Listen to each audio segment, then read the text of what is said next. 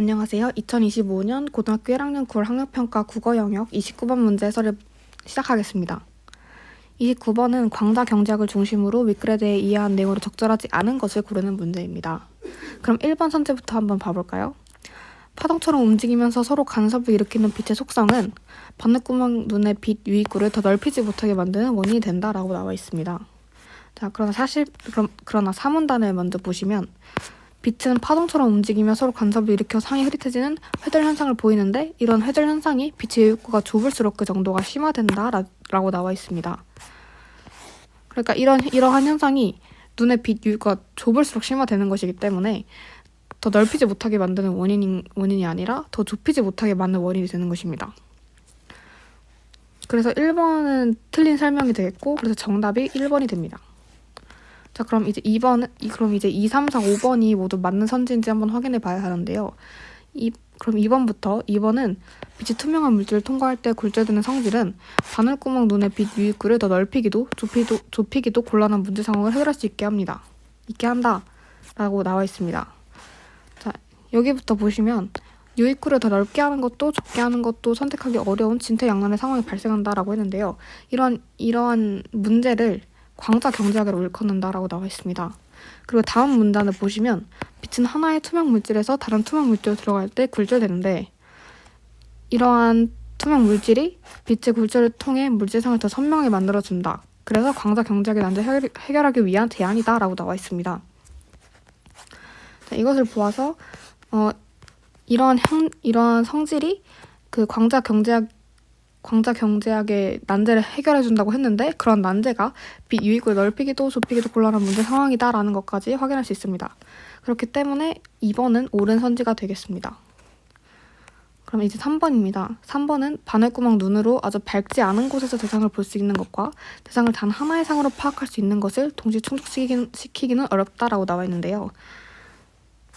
그럼 이제 바늘구멍에 대해 한번 봐야 하는데 바늘구멍 눈은 셀 수 없이 다양한 방향에서 무수히 많은 빛이 동시에 들어오면 결국 하나의 상을 파악해내지 못하게 된다. 그래서 단 하나의 상만 망막에 맺힐 수 있을 때까지 빛의 유입구를 계속 좁혀나가게 됩니다. 그리고 이러한 결과물이 바로 바늘구멍 눈인데요. 그러나 여기 바늘구멍 눈에는 빛의 유입구가 좁아진 만큼 빛의 유입량이 부족해져서 아주 밝을 때만 대상을 볼 수 있는 문제가 발생하게 됩니다. 그렇기 때문에 3번은 옳은 설명이 되겠습니다. 아주 밝지 않은 곳에서 대상을 볼 수 있게 하려면 빛의 유입구를 넓혀야 하고 단 하나의 상을 파악할 수 있게 하려면 빛의 유입구를 좁혀야 하는데 이 두 가지를 모두 동시에 충족시킬 수도 없기 때문에 3번은 옳은 설명이 되는 것입니다. 그럼 이제 4번을 보겠습니다.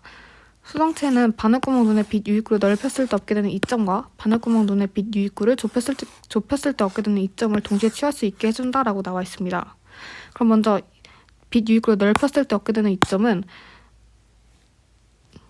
3번에서 확인했던 것과 같이 빛 유입량이 많아져서 아주 밝지 않은 상황에서도 상을 볼 수 있다는 것입니다.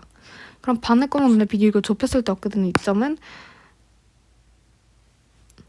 단 하나의 상을 뚜렷하게 볼 수 있다는 것입니다. 그렇다면 이러한 두 가지 이점을 수성체가 모두 동시에 할 수 있느냐를 한번 확인해 봐야 되는데요.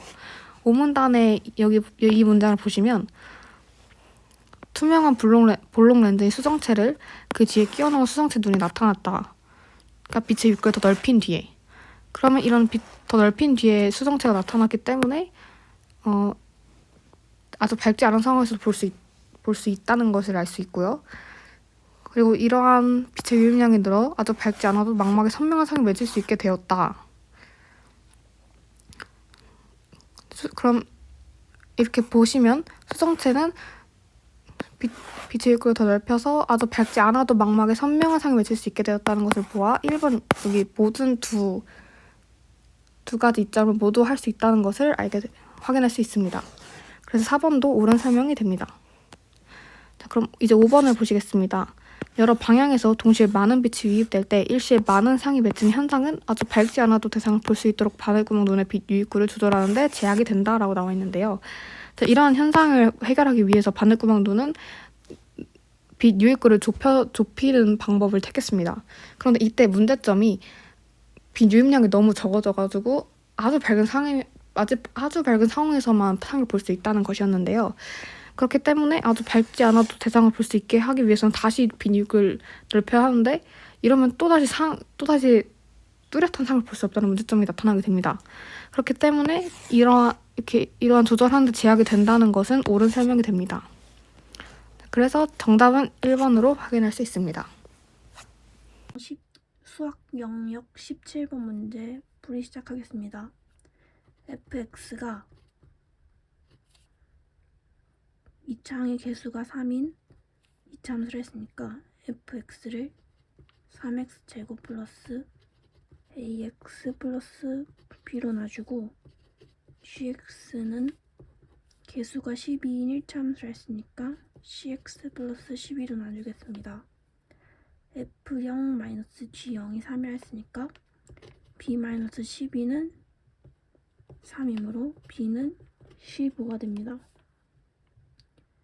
조건 가에 의해서 f2-g 또한 3이라 했으니까 12 플러스 2a 플러스 15 마이너스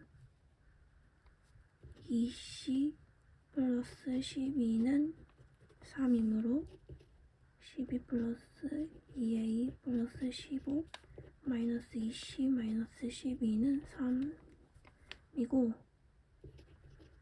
a 마이너스 2c는 마이너스 12이므로 a 마이너스 c는 마이너스 6이 됩니다. 조건 나에서 fx 플러스 gx가 중근을 갖는다니까 3x제곱 플러스 ax 플러스 15 플러스 cx 플러스 12는 제곱 중근을 갖습니다. 이거 정리해주면 3x제곱 플러스 a 플러스 cx 플러스 27은 이고 x제곱 3분의 a 플러스 cx 플러스 9는 0이 중근을 갖습니다. 그러면 판별식 d를 써주면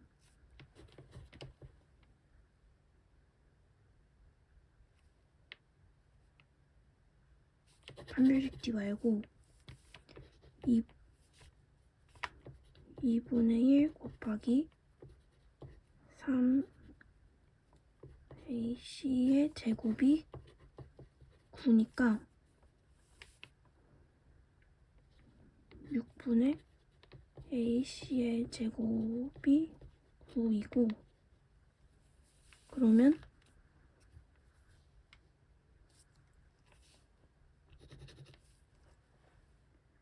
그러면 6분의 ac는 3이 되고 a 플러스 c는 18이 됩니다.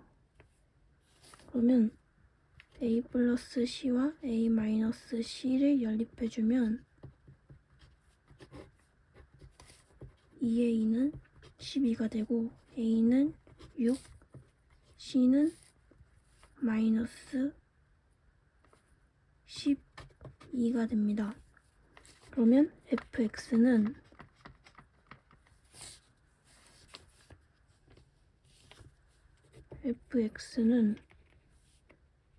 6이 아니고 3x제곱 플러스 6x 플러스 15가 되고 F3은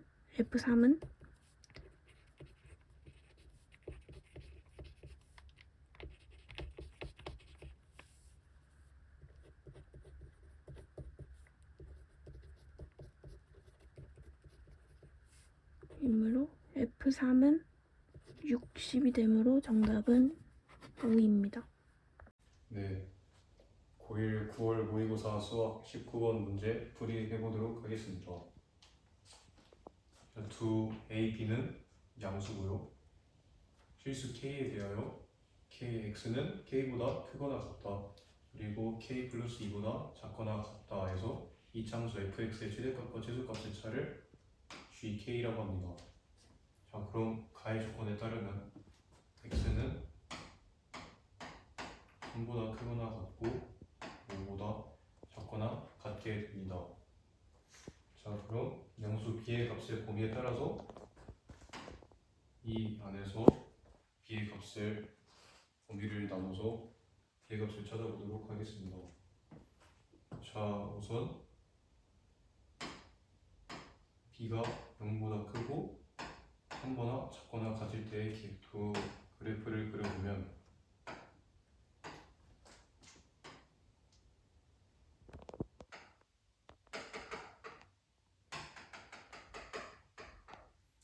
자, 이렇게 되죠. 그러면은 x에다 5를 넣었을 때가 최대값이 나오고 x에다가 3을 넣었을 때가 최소값이 됩니다. 그럼 따라서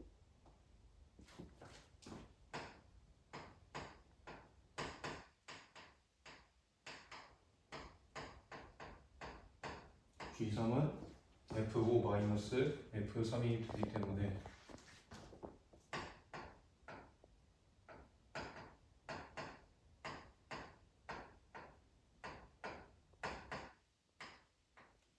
자, 이런 식으로 식이 나오게 됩니다. 이걸 다 전기를 해서 풀면은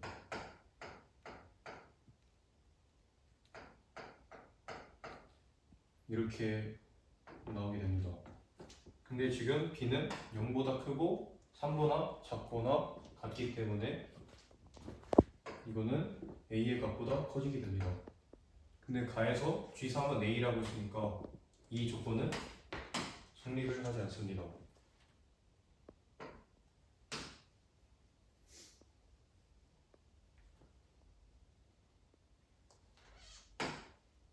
자, 그 다음은 b가 3보다 크고 4보다 같다. 이 범위에서 구해보겠습니다.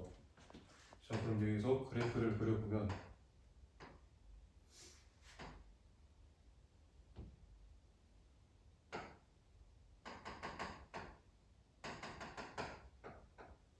이런 식으로 그래프가 그려지게 됩니다. 자, 그럼 이 경우에서 최대값은 x에다가 5를 넣었을 때가 되고 최소값은 x에다가 b를 넣었을 때가 됩니다. 자, 그럼 이것도 조건 가에 따라서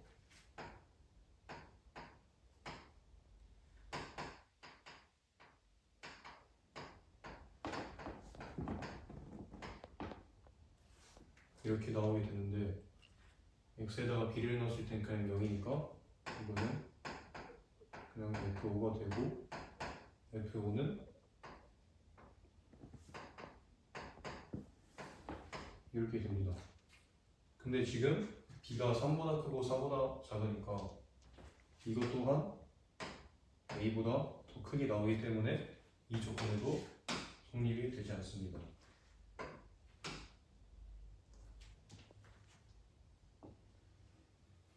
자, 그럼 다음으로 b가 4일 때의 조건에서 풀어보도록 하겠습니다. 자, 이걸 그래프로 그리면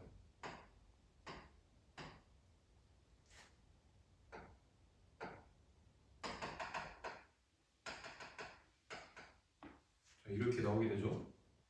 근데 이 그래프에서 최대값은 3이나 5 둘 중에 아무거나 넣어도 상관이 없기 때문에 저희는 5를 넣었을 때를 최대값이라고 하고 최소값은 이제 b를 넣었을 때가 최소값이 되기 때문에 이것도 조건 가에 따라서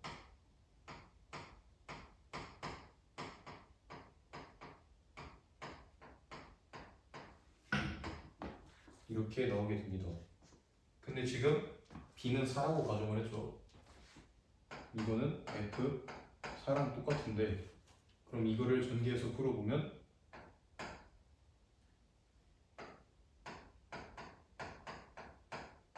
이렇게 나오게 됩니다. 근데 이거를 계산하면은 이건 a가 나오게 되죠.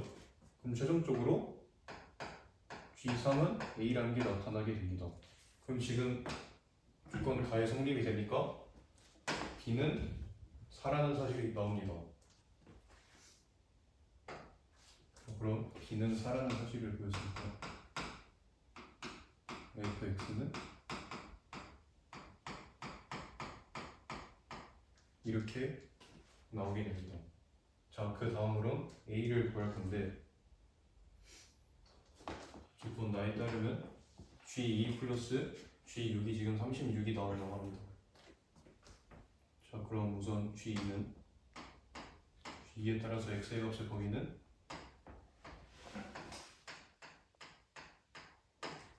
자, 이렇게 나오게 되고 이 범위에서 최대값은 이제 f에다가 2를 넣었을 때가 최대값이 되고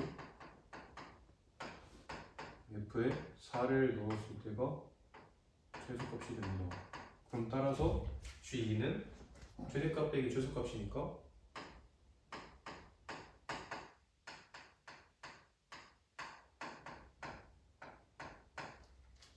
G2는 이렇게 나오게 됩니다. 그럼 G6에 따라서 x의 값을 보면은 이렇게 나오게 되고 여기에서 최대값은 x에다가 8을 넣었을 때 f8이 최대값이 되고 x에다 6을 넣었을 때 f6일 때가 최소값이 되게 됩니다.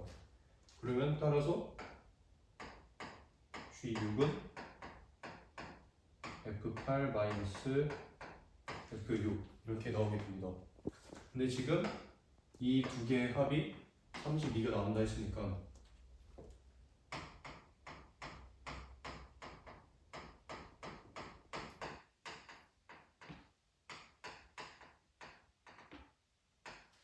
자, 이렇게 나오게 됩니다. 이게 32 이렇게 나오죠. 그럼 지금 이거를 다 계산을 해보면은 최종적으로 F8은 16A, 16A는 32니까 32 이렇게 나오게 됩니다. 그러면은 여기 이걸 끌고 와서 16A는 32니까 따라서 A는 이라는 사실이 나오게 됩니다. 자, 그러면은 A는 2라는 사실 나왔죠.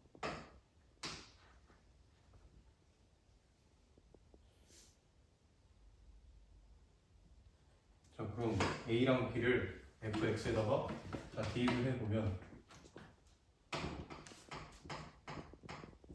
fx는 최종적으로 2x-4의 제곱 이 형태로 나오게 됩니다. 근데 지금 문제에서 f6의 값을 물었으니까 x에다가 6을 대입하면은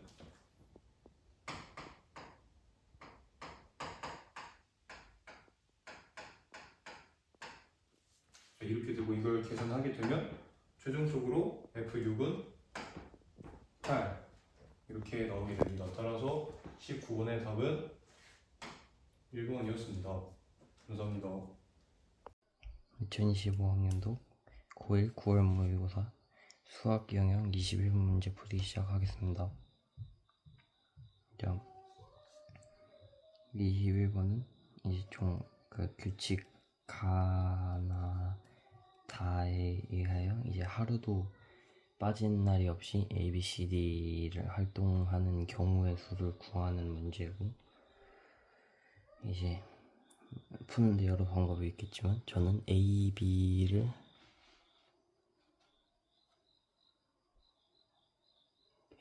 구해서 A, B를 먼저 구하고 C랑 D를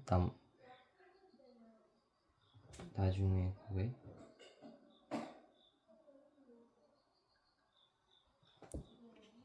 경우의 수를 구한 방법을 사용했고, 이제 그렇게 풀게 되면은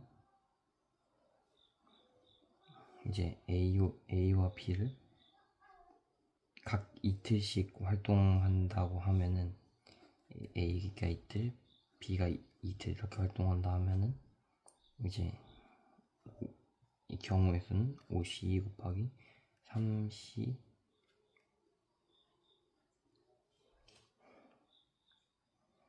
이가 될 거고, 이제 이 답은 이거는 10 곱하기 3이랑 똑같으니까 총 30이 나오고, 다음에 이렇게 되면은 그 C를 여러 방면으로 구할 수 있는데, 첫 번째는 이게 C가 3일일 때,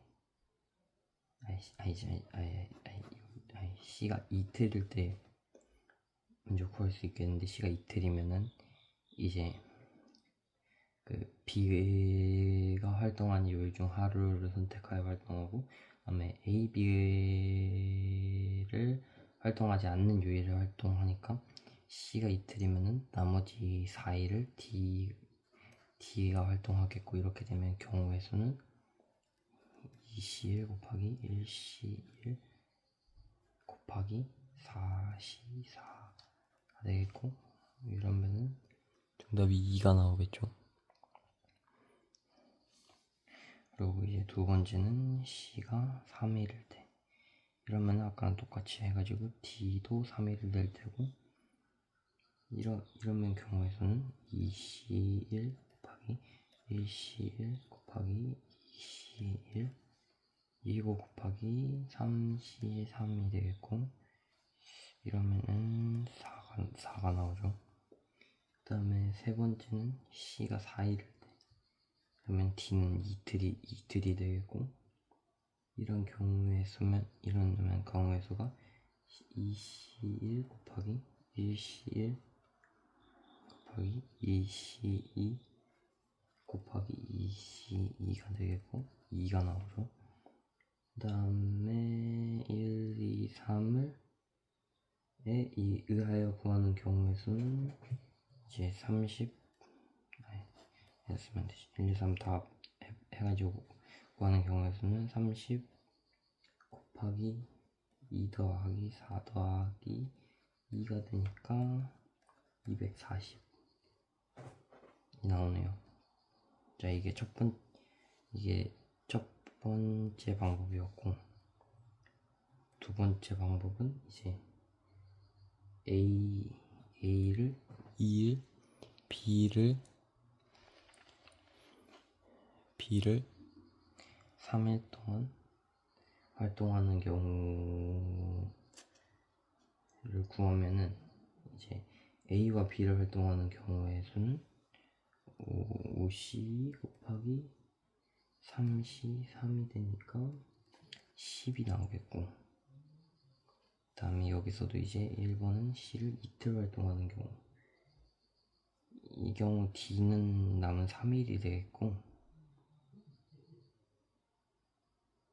왜냐면 C는 B를 활동하는 요일 중 하루를 활동하고, A가 활동하는 요일 중 하루를 선택하여 활동해야 되니까 D가 3일이 되겠고, 경우의 수는 3C1 곱하기 2C1 곱하기 3C3이 돼서 6이 나오고요. 두 번째는 C를 3일 활동하는 경우, 이 경우는 이제 D가 이틀이 되고, 그 다음에 경우의 수가 3C1 곱하기 2C2 곱하기 2C2가 돼서 3이 나오겠고, 그 다음에 여기 똑같이 10 곱하기 똑같이 6 플러스 3 이렇게 해주면 90이 나와요. 그리고 여기 밑에 공간이 부족해서 마지막 세 번째 방법은 이제 A가 3일, B가 이틀 활동하는 경우고, 이제 이렇게 되면 A랑 B를 활동하는 경우의 수는 5C3, 2C2 이렇게 되고, 이러면은 총 10이 나오고, 그 다음에 여기서도 이제 C를 이틀 활동하는 경우를 구하면 D는 3일이 되고, 경우의 수는 2C1 곱하기 3C1이 나오고, 다음에 3C3 곱해주니까 3C3 네 6이 나오고, 다음에 두 번째는 C를 3일 활동하는 경우고, 그러면 D는 이틀이 되니까 이 경우의 수는 2C1 곱하기 3C1 곱하기 3C3이 돼서 또 6이 나와요.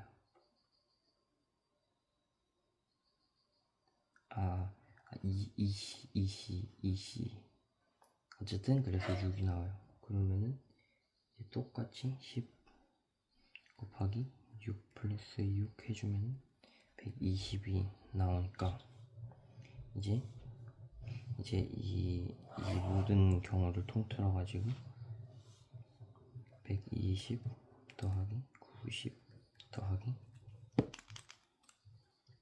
240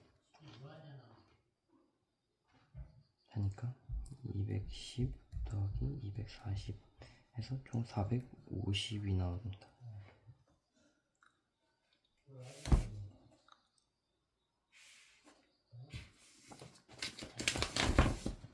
그래갖고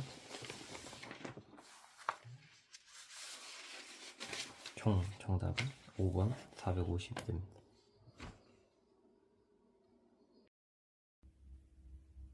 (2025년 5일 9월) 모의고사 38번을 풀이하도록 하겠습니다. 38번의 문제 유형은 문장 삽입입니다.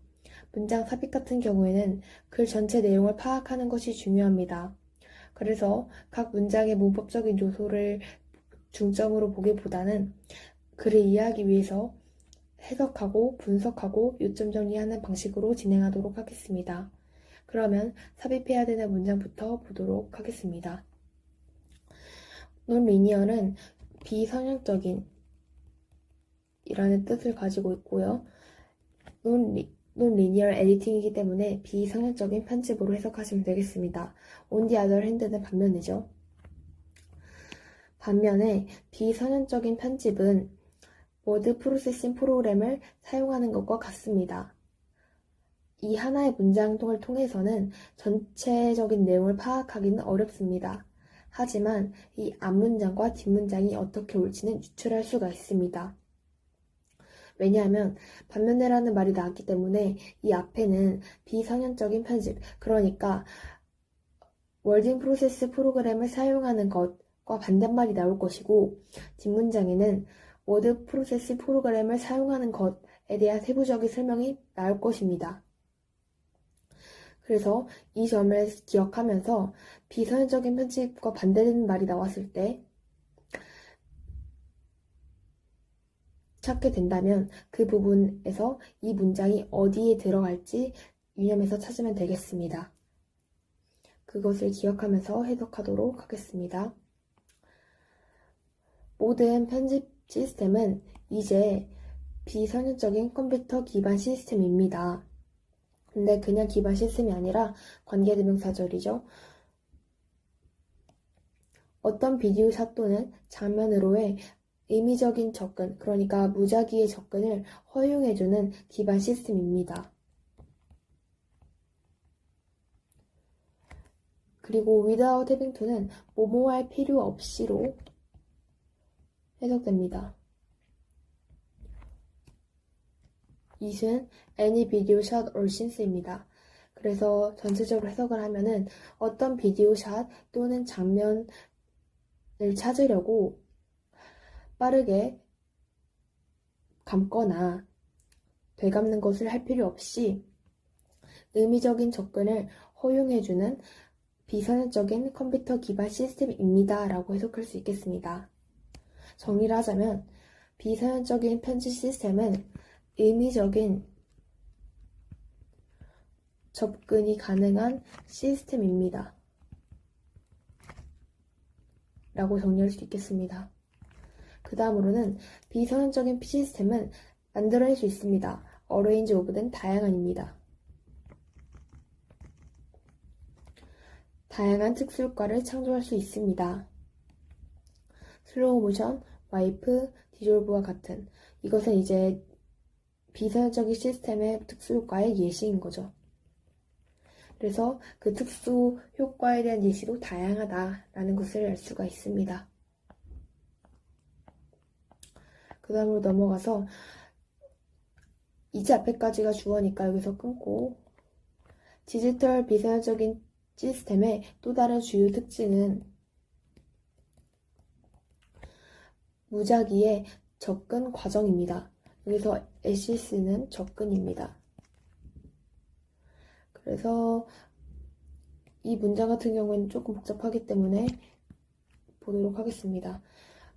네스가 동사고 이시 목적어고 그리고 이제가 목적 보어인 이제 5형식 문장이에요. 그런데 이 목적어가 너무 길어서 진짜 뒤로 빠지게 되는데 그 진짜 목적어가 이 투부정사 구가 됩니다. 그래서 이 부분이 진짜 목적어가 되고 이 부분은 가하 목적어가 됩니다. 그리고 for an editor는 의미상의 주어가 되겠습니다. 그래서 해석을 하자면 한 편집자가 desired는 원하는이에요. 원하는 샷 또는 장면을 찾는 것을 쉽게 만드는 의미적인 접근 과정입니다. 근데 without having 또 나왔죠? 뭐말 필요 없이. 비디오 테이프를 빠르게 감거나 되감는데 시간을 쓸 필요 없이 라고 해석을 하시면 되겠습니다. 이 말은 무슨 말이냐면 원하는 샷 장면으로 접근이 가능하다는 것입니다. 그것도 쉽게 접근이 가능하다. 네, 그렇고 그 다음으로 비선형적인 편집으로 샷 또는 장면들은 쉽게 추가되거나 제거될 수 있습니다. 프로그램에서 어디에서든지, 프로그램 안에서 어디에서든지 쉽게 추가되거나 제거될 수 있습니다. 그리고 컴퓨터는 어드저스트는 이제 조정하다입니다.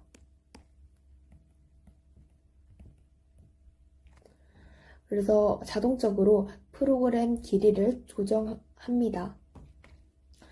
그래서 이것을 통해서 샷 장면을 쉽게 추가하거나 삭제가 가능합니다.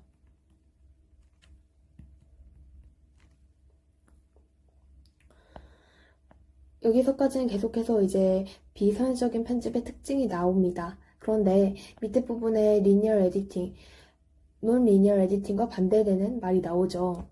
이거는 우선은 선형적인 편집입니다.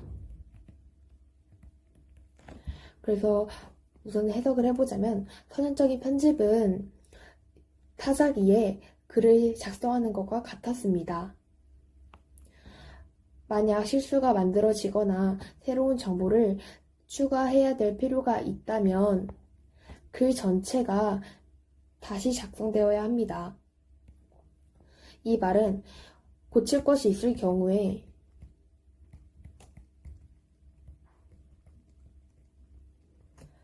완전히 다시 써야 된다는 의미입니다.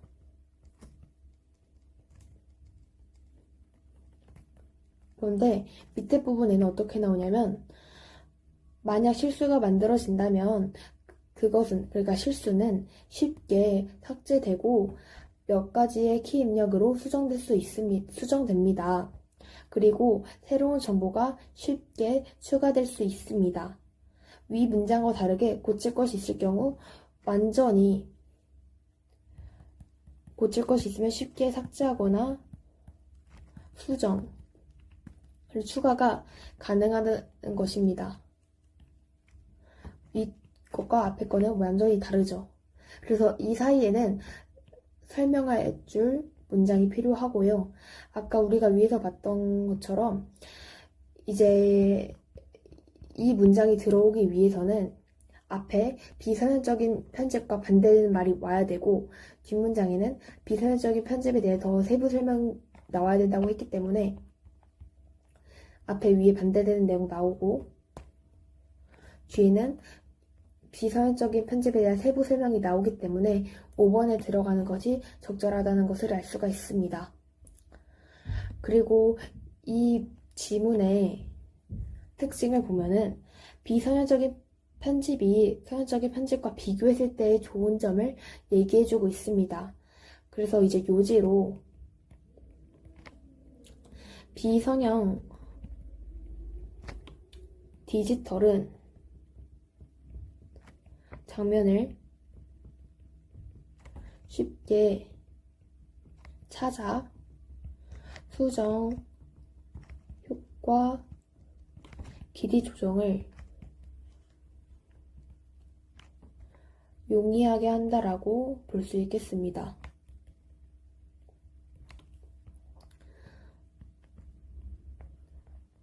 네, 38번 지문 분석 끝났습니다. 지금까지 들어주셔서 감사합니다. 영어 영역 39번 문제입니다. 일단 이 문제는 빈칸, 이 문장이 어떤 빈칸에 들어갈지 그런 문제인데, 이런 문제 같은 경우에는 이제 빈칸 앞 문장에서 이제 이 네모 안에 있는 문장이 요구하는 것을 찾아주면 되는데요. 일단 이 네모 박스 안에 있는 이 문장을 해석하자고 하면은, 항상 해를 예방하려고 하지만 그렇게 하지 못하는 사람은 일반적으로 선하다고 생각되지 않는다. 이 문장을 보고 알 수 있는 거는 이제 사람들은 이제 예방하려고 하지만 그렇게 하지 못하는 사람은 일반적으로 선하다고 생각되지 않는다. 즉, 사람들은 결과도 중요하다 이 말입니다. 그렇기 때문에 이제 이 문장은 앞에 문장에 결과와 비슷한 단어들이 들어간 그런 문장을 요구하고 하는 것을 보여줄 수 있으므로, 이제 예를 들어서 1번 문장 같은 경우에는 1번 문장 앞의 문장은 사람을 판단할 때는 행동뿐만 아니라 그녀의 의도와 동기도 관련이 있다. 이렇기 때문에 1번 문장, 이 앞에 문장 1번 빈칸에는 이제 이 문장이 들어가기 조금 어색하다고 볼 수 있죠. 자, 이제 반면에는 5번 문장 앞에 문장에는 하지만 실제로 결과가 중요하다. 이렇기 때문에 5번 빈칸에 이제 여기 이 문장이 들어갈 수 있는 걸로 풀이됐습니다. 일상고사 김하영 해설 시작하겠습니다. 10번 다음 자료에 대한 옳은 설명만을 보기에서 고른 것은? 먼저 보기 근로계약서에서는 사용자 각과 을 16세는 다음과 같이 근로계약을 체결한다 라고 나와 있어요. 여기서 중요하게 볼 거는 근로시간과 임금. 근로시간의 경우는 오전 9시부터 오후 5시까지 8시간 일하는데 그중 휴게시간을 제외하기 때문에 총 7시간을 근무하고 있어요. 그리고 임금은 시간당 11,000원. 자, 먼저 기업. 을이 계약대로 근무할 경우 1일 임금은 88,000원이다. 위에서 나왔듯이 총 7시간을 일하기 때문에 7 곱하기 11,000 해서 88,000원이 아닌 77,000원입니다. 따라서 기업은 틀렸고, 니은. 을의 법정 대리인은 을의 근로계약을 대리하여 체결할 수 있다. 이 내용 같은 경우는 근로기준법 제67조 제1항에서 청소년의 근로계약을 법정 대리인이 대리하여 체결할 수 없다고 나와 있기 때문에 니은도 틀렸어요. 디귿. 갑과 을이 합의하면 1일 1시간 연장 근로가 가능하다. 을은 청소년이기 때문에 하루에 7시간까지 근무가 가능한데, 사용자랑 청소년 근로자가 서로 합의를 하면은 최대 1시간까지 연장 근로가 가능합니다. 따라서 디귿은 맞고, 마지막 리을. 갑은 을의 연령을 증명하는 가족관계 기록 사항에 관한 증명서를 사업장에 갖추어야 한다. 을은 16세인 청소년이기 때문에 연령을 증명할 필요가 있는데요. 따라서 이를 증명할 증명서가 사업장에 갖추어야 합니다. 따라서 리을도 맞아요. 그래서 답은 기억 니은을 제외한 디귿 리을 5번이에요. 다음으로 16번 넘어가겠습니다.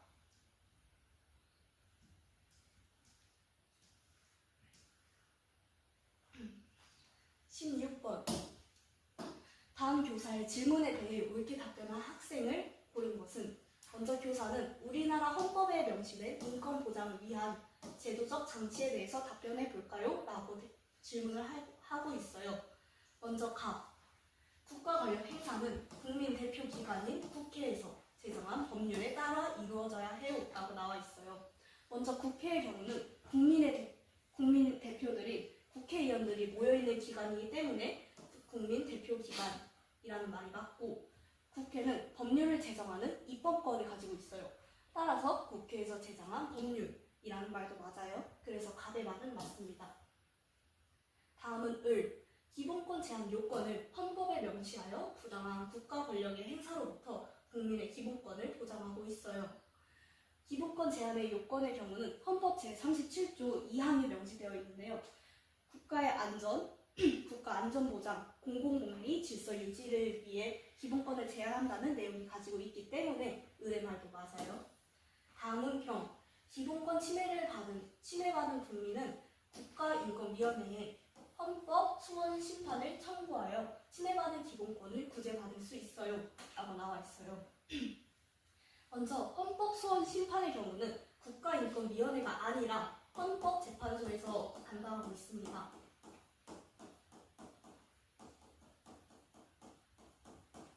또한 국가인권위원회는 만약에 제가 어떤 기관에 대해서 인권을 침해받았을 경우 국가인권위원회에 진정서를 제출하면 이 기관에서 이 행위는 인권을 침해받았다라고 인정할 경우 헌법재판소처럼 강령을 내리는 것이 아니라 이 행위를 개선해주세요 라고 권고하기 때문에 국가인권위원회란 말은 틀립니다. 그래서 병의 말은 틀렸어요. 마지막으로 권력분립 제도에 따라 국회는 입법권, 정부는 사법권, 법원은 행정권을 각각 담당하고 있어요 라고 나와 있어요. 권력분립 제도인 즉 상권 분립에 따라 국회는 위에서 말했듯이 입법권이 맞고, 정부는 국회에서 정한 법에 따라 정책 등을 시행하는 사법권이 아닌 행정권,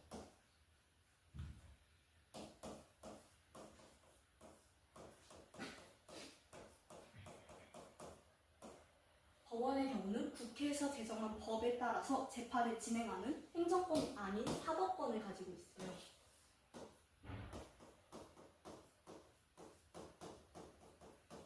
따라서 정의 말도 틀려요. 그렇기 때문에 답은 각과 즉 1번입니다. 이상으로 김하영 발표 마치겠습니다. 감사합니다. 자, 25년 9월 고2 영어 34번 문항 해설 시작해보도록 하겠습니다. 앵커링이란 용어는 도입되었다. 롤란드 바첼의 일. 근데 이 사람은 말했던 사람이 뭐라 말했냐면은 텍스트가 이미지 옆에서 종종 사용된다. 의미를 제한하기 위해서 모든 가능한 문자 그대로 혹은 함축된 의미 중에 한 이미지가 이끌어낼 수 있는 그런 해석 중에 텍스트는 그 시청자들을 방향으로 이끌어요. 어느 방향이냐 하면은 이제 desired, 희망하는 혹은 이제 specific, 특정한 이제 방향으로 이끕니다. 아츠가 주장하듯이 광고에서 그 상징적인 메시지는 이끌지 않아요. 인식을 이끌지 않고 이제 해석을 이끕니다. 그 시청자들은 요구당하지 않아요. 뭘 요구당하지 않느냐? 그들이 뭘 보는지를 인식하는 것을 요구당하지 않고요. 그들이 왜 그것을 보고 그것이 그들에게 무엇을 의미하는지를 이해하는 것을 요구받습니다. 자, 텍스트를 이미지와 섞은 약간 좀 합침으로 이 광고는 상징적인 의미를 만듭니다. 정확하고 특정한 상징적인 의미를 만듭니다. 한편에서 그리고 다른 한편에서는 더 부유하게, 좀 더 풍부하게 상징적인 의미를 만듭니다. 그러므로 더하죠. 분사 구문으로 쓰인 거군요. 그러므로 더합니다. 깊이를 더하고 이제 폭을 줄입니다. 근데 무슨 폭이냐 하면은 레이셔널, 이제 급진적인 그리고 감정적인 해석을 긍정적인 해석에 폭을 지어버린다. 그러니까 뭐 다른 방향으로 그냥 새지 않게 약간 그런 거를 confine, 한정한다. 이런 식으로 보시면 되고요. 이게 헤드라인과 태그라인, 광고의 헤드라인과 태그라인은 리더, 독자들을 이끕니다. 어디로 이끄냐 하면은 이제 의도된 이제 미닝, 뜻으로 이끕니다. 이미지의 예, 그런 뜻으로 이끕니다. 뭐뭐 하기 위해서. 그것은 리모트 컨트롤. 이 리모트가 약간 원거리에 먼, 그리고 컨트롤이 통제하다니까 약간 멀리서 통제한다. 라고 해석을 할 수 있을 것 같습니다. 자들을 멀리서 통제한다.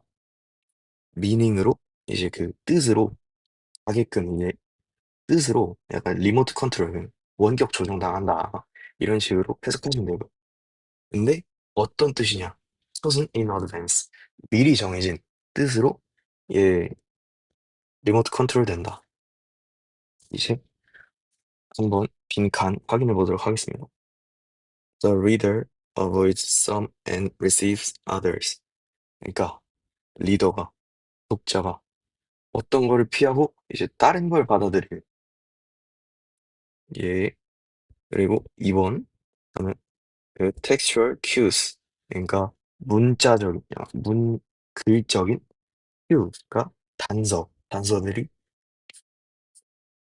이제 그 약간 약간 그 여겨지지 않게, 그러니까 약간 고려되지 않게, 그 성중에 의해서 고려되지 않게 뭔가 애매하죠?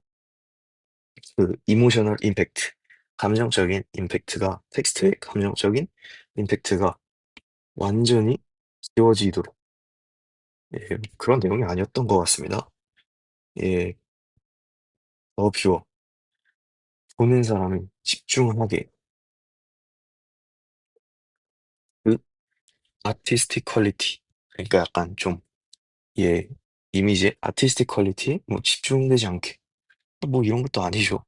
그리고 더 이미지 and the accompanying text 이게 뭐 따로 이게 아이솔레이션이 약간 고립이거든요. 그러니까 in isolation 하면 약간 고립적으로 독단적으로 작동한다. 이거는 아예 이제 본문이랑 반대되는 내용입니다. 그러므로 답은 1번. 이걸 다시 해서 넣어보자면은 리더가 avoid some, 그러니까 뭐 다른 막 자기 감정, 아니, 주관적인 그런 생각을 받아들이지 않고 이제 다른 이제 뭐 예를 들면 광고 회사에서 그 텍스트를 그 넣은 광고 회사에서 뭐를 의도했는지 약간 그런 거를 받아들이게 예, 하기 위해 이런 식으로 해석을 해볼 수 있을 것 같습니다. 자, 해석 끝이고요. 예, 문항 해설 마치도록 하겠습니다.